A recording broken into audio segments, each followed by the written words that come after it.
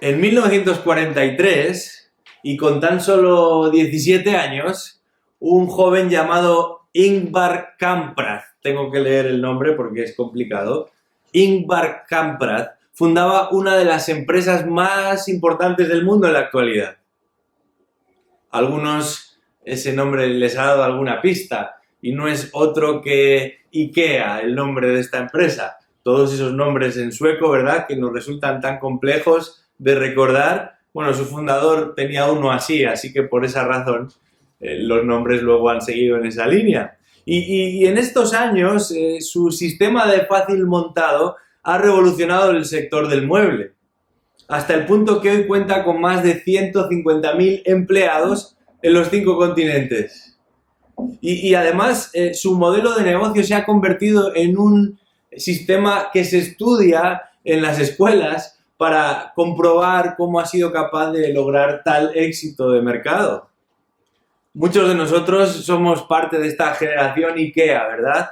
Y mejor que no nos saquen de ahí, porque en el momento en el que hay que seguir más de 2 o 3 o 4 pasos, somos incapaces de montar nada.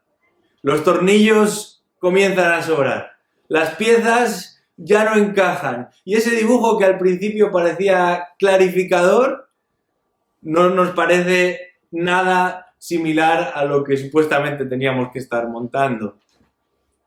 Y cuando pensamos en la Iglesia de Cristo, sin duda nos damos cuenta de que se trata de un fenómeno extraordinario. Es algo único, no tiene nada que ver con un mueble de fácil montaje. Cometeríamos un error muy serio si pensásemos que somos capaces de edificarla simplemente siguiendo 2 o 3 pasos.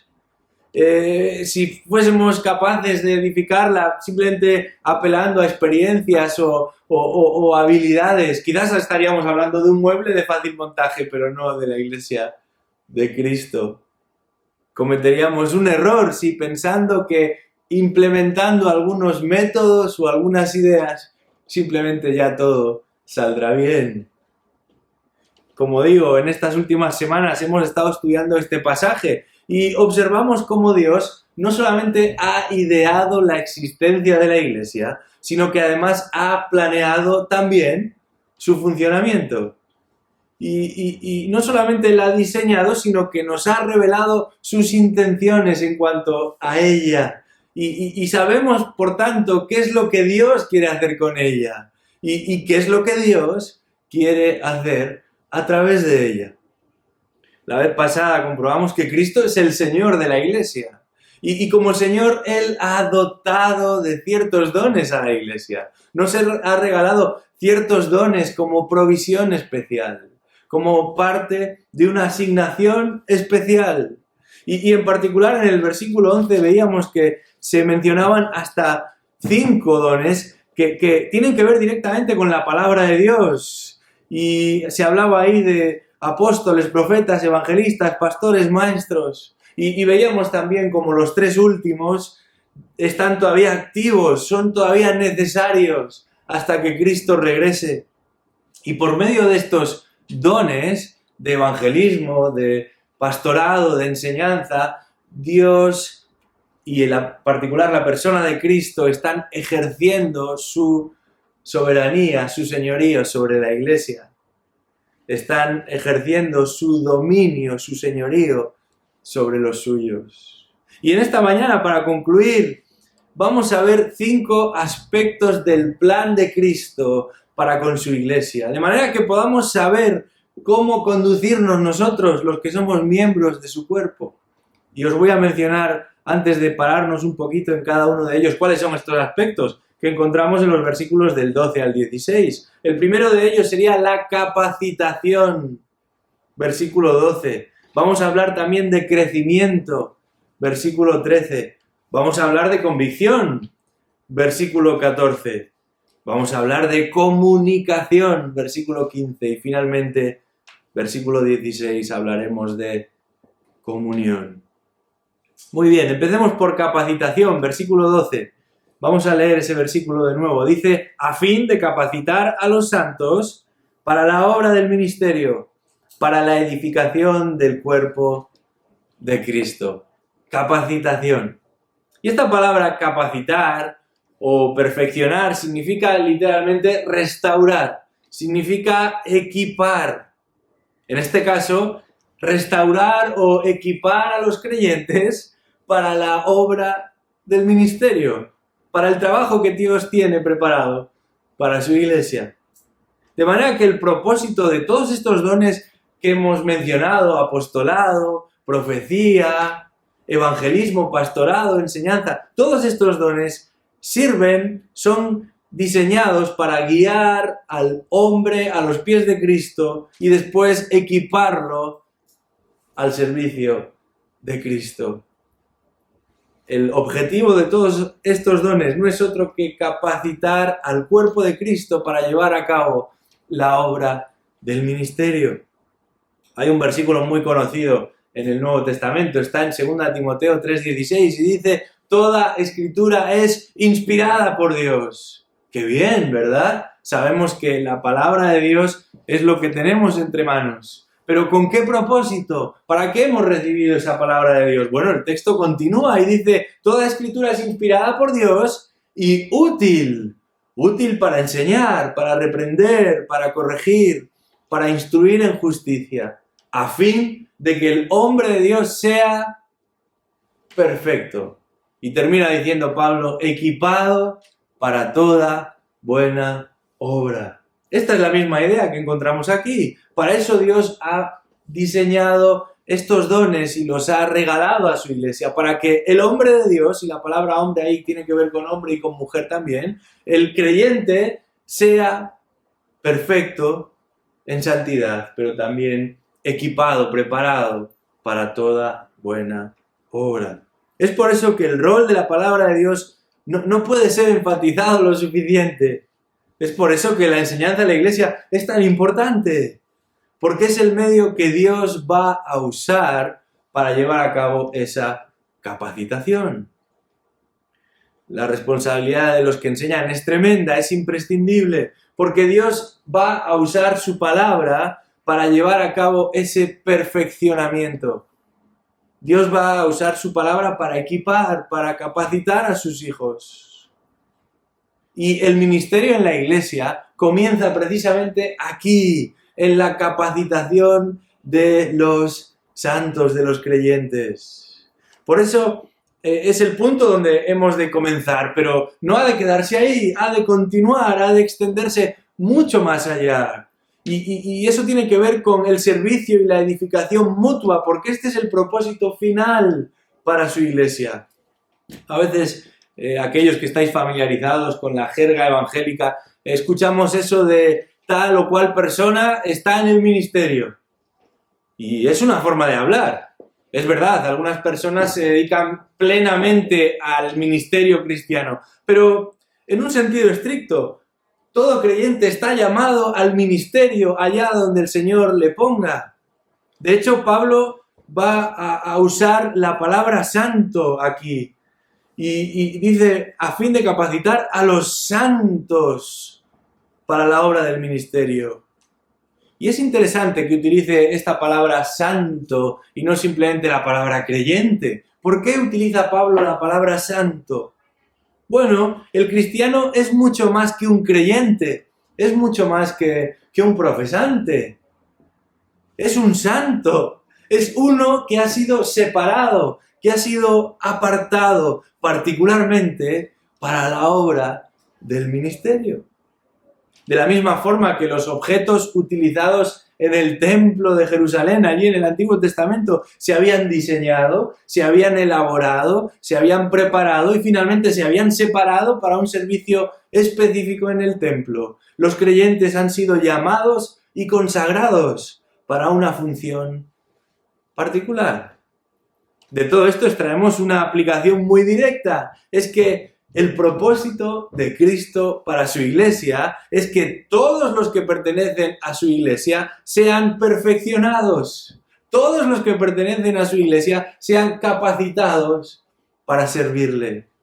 Y eso significa que todo creyente en Cristo forma parte del proyecto de Dios para su iglesia. en estos meses. Hemos escuchado tantas veces eso de que no queremos que nadie se quede atrás, ¿verdad? Que nadie se quede atrás, que nadie se quede atrás. Bueno, yo no sé si los que dicen eso saben lo que están diciendo, pero el Señor sí sabe lo que está diciendo y Él sí dice, nadie se puede quedar atrás en mi proyecto. Esto es algo tremendo. Todos necesitamos ser capacitados porque todos hemos de ser parte de este proyecto. Y si uno lo piensa fríamente, en el reposo de su habitación, sin ninguna interferencia, sin ninguna interrupción, se dará cuenta de que hay tantas cosas por las que debiéramos avergonzarnos. Hay tantas cosas por las que debiéramos callar, por las que debiéramos bajar la cabeza y simplemente quedarnos ahí. Y es que no hay nada en tu vida o en mi vida que nos legitime, que nos permita convertirnos en representantes de Dios en la tierra. Y sin embargo, Dios mismo es el que ha decidido que su obra en este mundo, que sus propósitos en este mundo, los va a llevar a cabo a través de ti y a través de mí, si somos sus hijos. Esto es tremendo. Esto es una realidad que nos supera. Hace años estaba en una clase de Biblia aquí en España y un hermano confesaba que se sentía muy desanimado en su servicio. No sabía si debía proseguir, si debía continuar. Estaba planteándose abandonar no solamente su ministerio, sino incluso la iglesia. Pero un día saliendo de su casa vio un contenedor de basura. Y en ese contenedor de basura había un mensaje escrito. Decía lo siguiente: tu papel es importante. ¿Habéis visto algún contenedor de basura como ese? Normalmente se utilizan para animarnos a reciclar, ¿verdad? Tu papel es importante. Y esta persona leyó aquello en aquel contenedor y eso le dio fuerzas para continuar. Bueno, sabemos que interpretó muy mal el mensaje de aquel contenedor. No era el objeto animarle a seguir en la iglesia o servir de una manera concreta. Es lo que llamaríamos una espiritualización del texto. O mejor, una espiritualización del contenedor. Pero en el fondo del asunto, eso que allí se decía era cierto. Su papel, y no solo el papel que conocemos, ¿verdad?, sino su rol, su lugar, su espacio, es importante. Más que eso, es imprescindible. Y esta congregación que están haciendo en estas semanas nunca va a funcionar como Dios desea si cada uno de nosotros no cumplimos con nuestra parte. Es imposible que una congregación cumpla con el propósito de Dios si cada uno de los creyentes que la componen no cumplen con sus responsabilidades individuales. La predicación puede ser más corta o más larga. Las reuniones pueden tener más o menos asistencia. Las canciones saldrán mejor o peor. Pero si no nos sumamos a esa tarea de edificación mutua, estaremos frenando su obra. En un momento de su ministerio, Jesús tiene que dirigirse a los seguidores que le acompañan y les dice: el que no recoge, desparrama. Este versículo 12 habla de edificación y la idea es la de alguien que está construyendo una casa. Y en un sentido, el que no está participando de esa construcción está obstaculizando la construcción. El que no está participando de la edificación del cuerpo, el que no está participando de esa construcción y desarrollo del cuerpo, está dinamitando el cuerpo, está dificultando la obra. Y en última instancia, lo que es más grave, se está oponiendo a los propósitos de Dios en ese lugar. El domingo anterior mencioné que el Nuevo Testamento delimita hasta 18 los dones que existen para un creyente en el Nuevo Testamento. No todos los creyentes tienen los 18 dones, pero esos 18 dones se reparten en la iglesia y el Espíritu Santo los da. Y esa es la forma que Dios utiliza de construir, de edificar su iglesia. Estoy seguro que hay personas aquí que aman al Señor, pero quizás no están del todo convencidos o animados sabiendo cuál es su don. A lo mejor todavía no saben exactamente cómo le pueden servir. Y yo creo que hoy es un día para dar un paso adelante, para entender lo que este texto nos dice y quizás para vencer los miedos y para abrazar el compromiso y dar un paso al frente. Nadie debería marcharse de este lugar sin entender que su rol, si es un creyente en Cristo, es verdaderamente importante para que la obra se pueda llevar a cabo. Bueno, el texto continúa y nosotros debemos hacerlo también. El versículo 13, ese segundo elemento que nos presenta ahí Pablo, tiene que ver con crecimiento. Crecimiento. ¿Cuál es el propósito de Dios para con su iglesia? Bueno, el primero, la capacitación de los creyentes. El segundo, el crecimiento de los creyentes. Vamos a leer de nuevo este versículo 13. Dice, hasta que todos lleguemos a la unidad de la fe y del conocimiento pleno del Hijo de Dios, a la condición de un hombre maduro, a la medida de la estatura de la plenitud de Cristo. Algunos somos muy malos haciendo previsiones. El día que nos ponemos el bañador, justamente llueve. Y cuando sacamos la bufanda del armario, entonces empiezan ya a subir las temperaturas. Pero la previsión que nos presenta este versículo 13 no es una mera conjetura.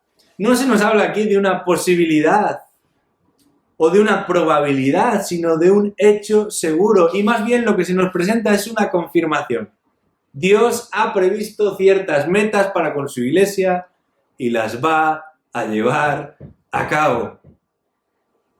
¿Qué va a suceder si somos fieles a los propósitos de Dios? El texto nos dice, la previsión de Dios está en este versículo 13. Y os voy a leer una traducción literal de este versículo 13. Dice, hasta que alcancemos todos la unidad de la fe y el conocimiento del Hijo de Dios, el hombre maduro, la medida de la mayoría de edad y la plenitud de Cristo. Qué manera tan gráfica de definirlo, ¿verdad? Todos los que tenemos niños o hemos convivido con niños nos damos cuenta de cómo crecen, qué rápido lo hacen, hasta el punto de llegar a dejar de ser niños para convertirse en adultos. Y la previsión de Cristo para su iglesia es el crecimiento de todos sus miembros. Dice que todos lleguemos. No que algunos, no que la mayor parte, no que si puede ser casi todos, no, dice que todos lleguemos. La previsión de Cristo para su iglesia es la madurez espiritual de todos sus miembros. Y el texto nos aclara en qué consiste esa madurez de alguna manera, ese crecimiento, por así decirlo. Por un lado se habla de unidad de la fe. Y eso ya lo vimos la vez pasada, ¿verdad? Esos 7 elementos que de alguna manera nos dejan ver, nos permiten ver en qué consiste la doctrina, la enseñanza cristiana.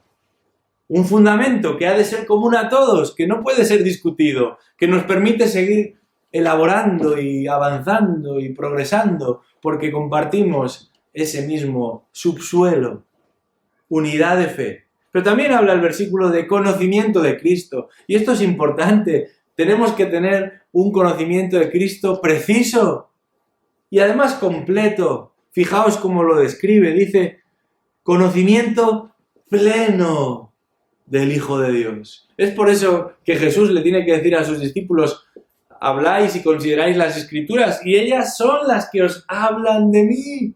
Claro, la palabra de Dios es la palabra de Cristo. Él es el protagonista desde el principio de estos libros que contienen la Escritura hasta el final. Él es el alfa y omega, el principio y el fin. Todo comienza con Él y todo termina con Él. Y en el medio estamos nosotros, teniendo que familiarizarnos con este Cristo, conociendo más de Él. entendiendo más de Él, imitándolo más a Él. De manera que, en un sentido, crecer significa alcanzar esa unidad de fe, conocer a Cristo y también, como dice el versículo, madurar espiritualmente. Dice ahí, a la condición de un hombre maduro, a la medida de la estatura de la plenitud de Cristo. Y hasta que esto no tenga lugar en cada uno de nosotros, hemos de seguir siendo perfeccionados. Yo te pregunto en esta mañana, ¿estás avanzando? ¿Estás creciendo? ¿Estás siendo santificado? No solamente en información, no solamente en guardar ciertos ritos y ciertas costumbres, eso se nos da bastante bien.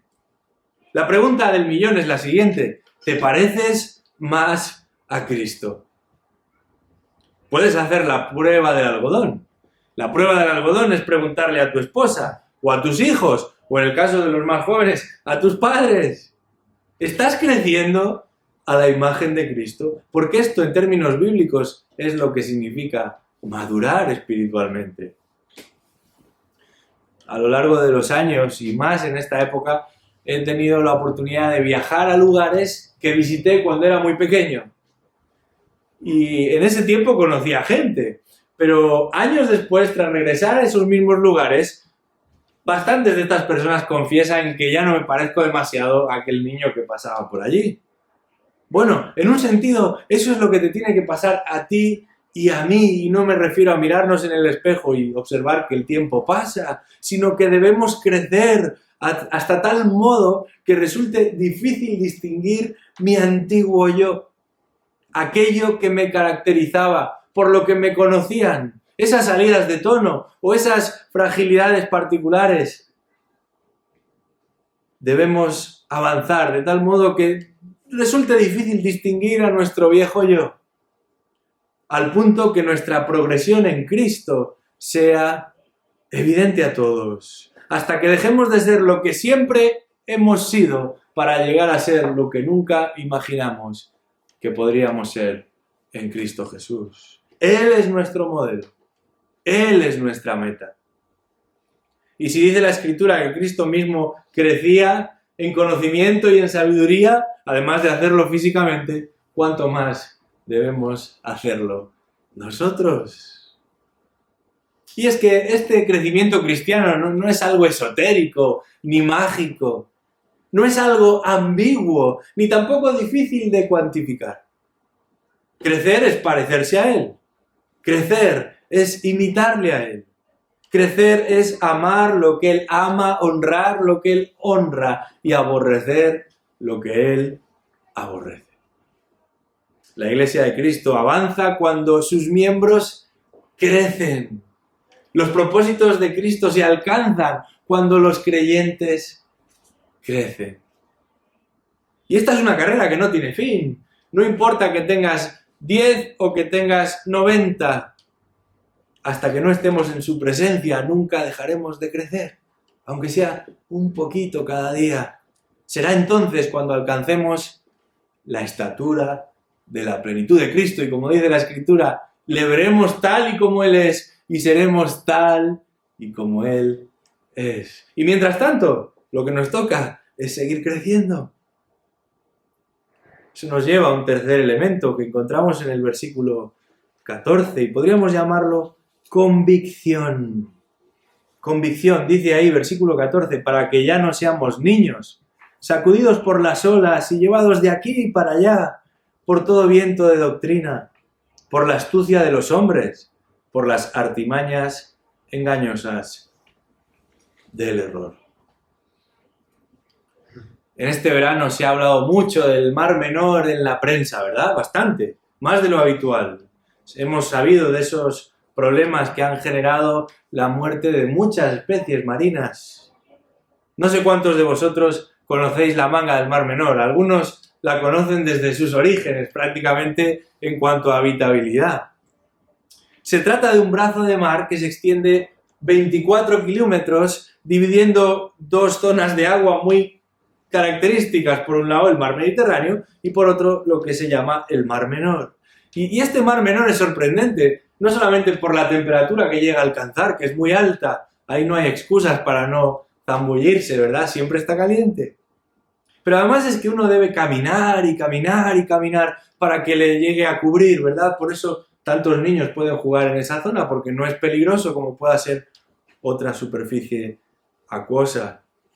Sin embargo, cuando nos asomamos al Mediterráneo, especialmente en un día de levante, y solo hay que cruzar la carretera, unos metros separan un lugar del otro, la cosa cambia. No son pocos los días en los que esa bandera amarilla o incluso la roja ondea ahí en donde se colocan los socorristas y uno no se puede meter en el agua porque las corrientes son tan fuertes que es imposible sumergirse sin ser arrastrado.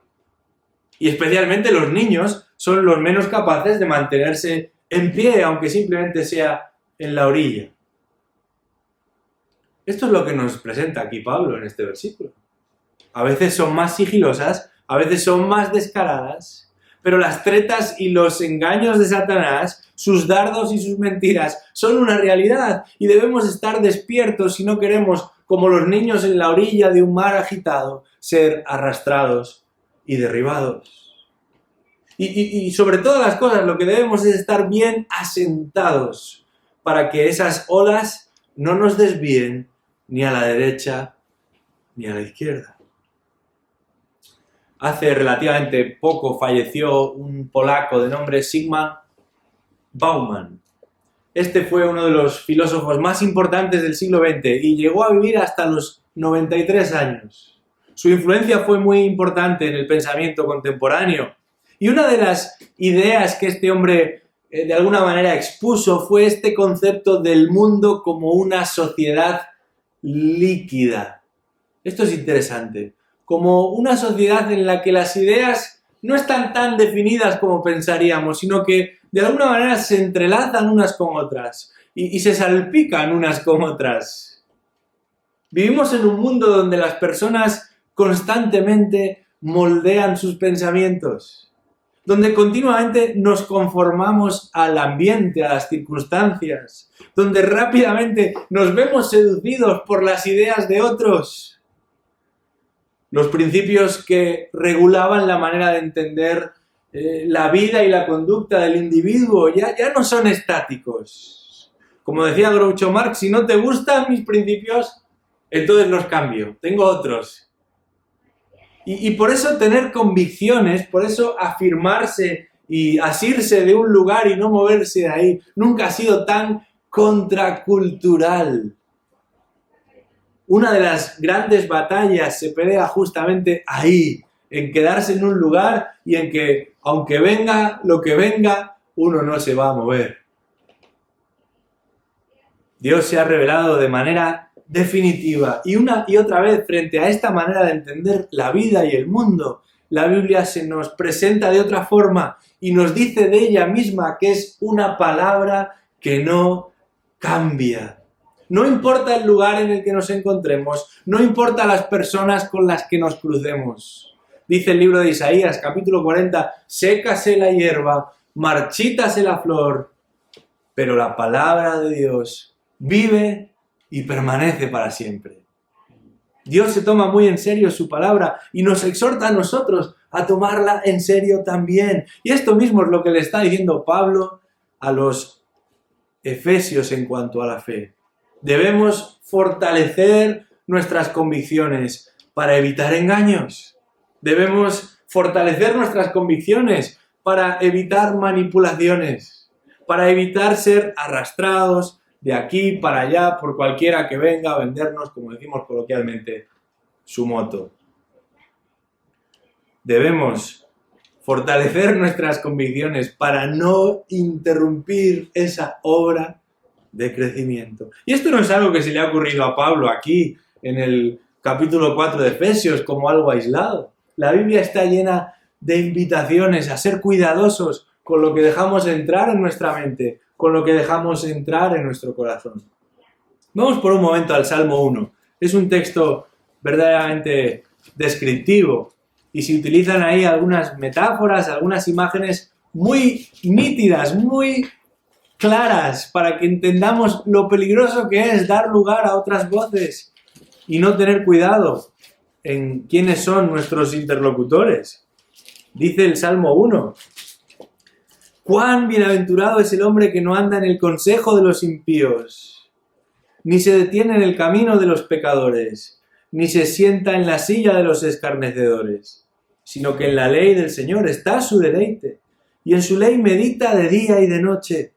Será como árbol firmemente plantado junto a corrientes de agua, que da su fruto a su tiempo, y su hoja no se marchita. En todo lo que hace, prospera».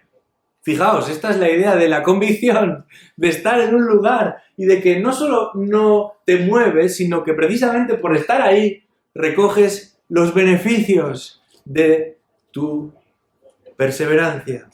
Pero fijaos en el gran contraste, dice ahí: «No así los impíos, que son como paja que se lleva el viento. Por tanto, no se sostendrán los impíos en el juicio, ni los pecadores en la congregación de los justos, porque el Señor conoce el camino de los justos, mas el camino de los impíos perecerá». ¿Cómo podemos estar firmemente arraigados en nuestra convicción? ¿De qué forma bebemos de esas aguas y somos fortalecidos en certezas sólidas? Bueno, os voy a proponer 3 maneras muy sencillas, muy concretas, pero que realmente la palabra de Dios nos propone como el medio adecuado para crecer en convicción. Y lo primero tiene que ver con un compromiso personal. Un compromiso personal. El Salmo 119 dice: «¿Cómo puede el joven guardar puro su camino? Guardando tu palabra». Y dice ahí: «Con todo mi corazón te he buscado. No me dejes que me desvíe de tus mandamientos. En mi corazón he atesorado tu palabra para no pecar contra ti». Lo primero que nos encontramos aquí es un compromiso personal. Es la firme determinación de un individuo que dice: «Con todo mi corazón te he buscado. En mi corazón he atesorado tu palabra». Un compromiso personal de lectura, de meditación, de llegar al convencimiento de que esto es lo que debo hacer, siguiendo lo que Dios dice. Pero también la Biblia nos habla de un compromiso familiar. Una vez que el individuo lo tiene claro, es responsable de trasladarlo a los que están cerca. Fíjate lo que dice Deuteronomio capítulo 6. «Escucha, oh Israel, el Señor es nuestro Dios, el Señor uno es. Amarás al Señor tu Dios con todo tu corazón, con toda tu alma y con toda tu fuerza». Ese es el principio, esa es la convicción. Pero fijaos lo que sucede después. Dice: «Y estas palabras que yo te mando hoy estarán sobre tu corazón». Compromiso personal, pero atención a lo siguiente: «y diligentemente las enseñarás a tus hijos, y hablarás de ellas cuando te sientes en tu casa, cuando andes por el camino, cuando te acuestes, cuando te levantes. Las atarás como una señal a tu mano y serán por insignias entre tus ojos. Las escribirás en los postes de tu casa y en tus puertas». ¿Os dais cuenta de cuál es la transición aquí? Primero, claro, uno ha de preparar y ha de asumir como propias estas verdades. Pero una vez que eso sucede, una vez que el compromiso personal es una realidad, entonces se incluye un componente más y es el compromiso familiar. Uno debe trasladar también a los que están cerca eso mismo que le cuida, que le protege, que le ayuda a él, que le permite crecer. Y los que somos padres, o tíos, o abuelos, o... no importa, tenemos una responsabilidad en este sentido, una muy grande. Llegado el momento, no se nos preguntará qué modelo de móvil compramos a nuestros hijos, ni a dónde los llevamos de vacaciones, sino cuáles son las verdades que les hemos enseñado. Todos ellos tendrán que rendir cuentas, claro que sí, la responsabilidad final es de cada uno. Pero mientras la responsabilidad y el privilegio de enseñarles la palabra de Dios es nuestra, que están cerca de nosotros. De manera que la lectura personal de la Biblia, la enseñanza a un nivel de familia, y hay un elemento más, Y eso es lo que nos une a nosotros aquí, y es el compromiso eclesial. El compromiso eclesial. Por eso estamos estudiando este pasaje de Efesios 4 y nos damos cuenta de que en la iglesia encontramos el lugar idóneo para crecer como creyentes, por medio de la predicación, por medio de la enseñanza en distintos formatos, por medio de ejemplos piadosos que observamos aquí y allí. No estamos aquí para entretenernos simplemente, tampoco para aburrirnos. La iglesia en su conjunto se reúne para ser instruida en verdades que nos ayudarán a llevar a cabo una labor individual. Y ahí es donde encontramos la obra del ministerio de cada uno de los que estamos aquí. Instrucción para luego poderlo llevar a la acción.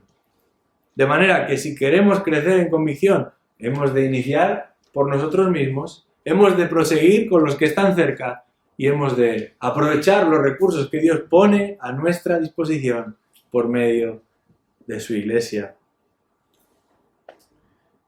Si nos dedicáramos a esto, qué diferentes serían nuestras vidas, ¿verdad? Bueno, el texto sigue y el versículo 15 nos provee de otro elemento más, el cuarto. Ya estamos llegando al umbral del pasaje. Lo hemos, de hecho, superado, ya hemos visto 3, nos faltan 2. Versículo 15, comunicación. Fíjate lo que dice Pablo ahí. Dice, sino que hablando la verdad en amor, crezcamos en todos los aspectos, en aquel que es la cabeza, es decir, Cristo. Esta expresión es interesante, hablando la verdad en amor. Algunas versiones dicen siguiendo la verdad. Lo que pasa es que la palabra original es hablar la verdad. Y si en el versículo 14 observábamos el peligro del engaño, de la manipulación sibilina, de torcer la realidad para que nos arrastren las olas de un lado para otro. No habremos de ir demasiado lejos para encontrarnos con esas amenazas, con la oportunidad para la manipulación. Solo hemos tenido que bajar un versículo, lo que acabamos de leer. Porque en pos de supuestamente mostrar amor, algunos limitan la verdad. Algunos constriñen, algunos disfrazan la verdad. Y sin embargo, no puede existir algo tan poco amoroso como no decir la verdad. Algo tan poco amoroso como manipular, como engañar, como mentir. No existe algo más amoroso, en cambio, que decir la verdad. Que hablar lo que realmente es.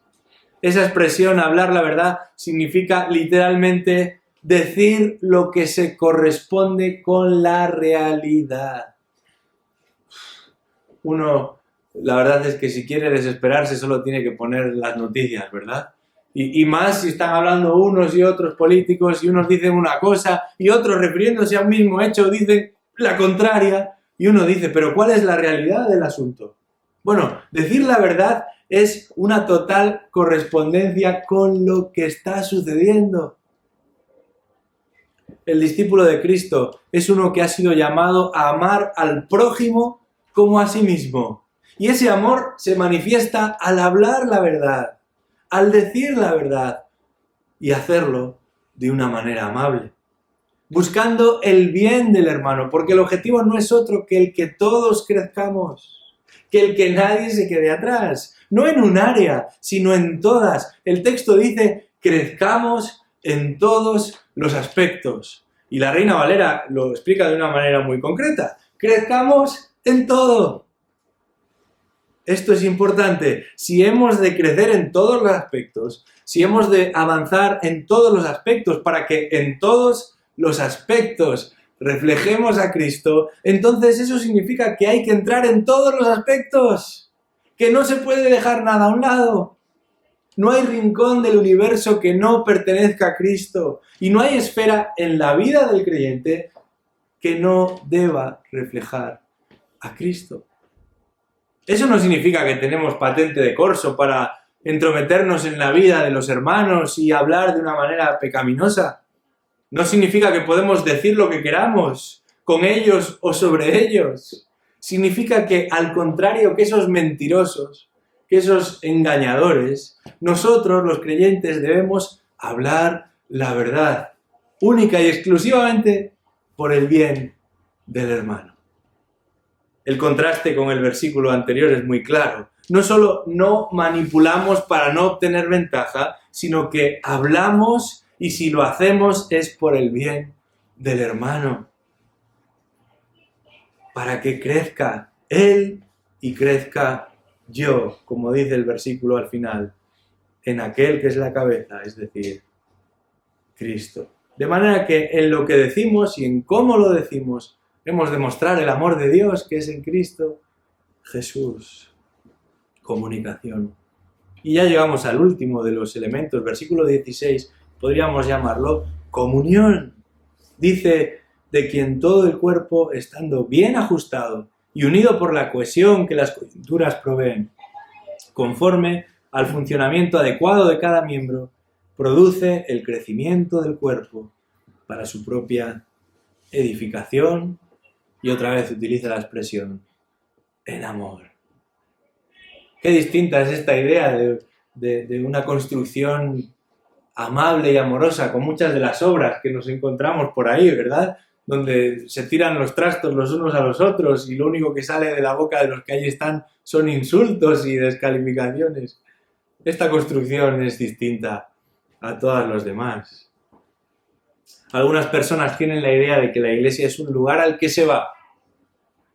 La iglesia se reduce a un horario de cultos, a cantar alguna canción, a escuchar, en el mejor de los casos, una predicación más o menos aburrida, a saludarse al terminar si es que no lo has visto por internet y solo puedes saludar al que está en tu casa.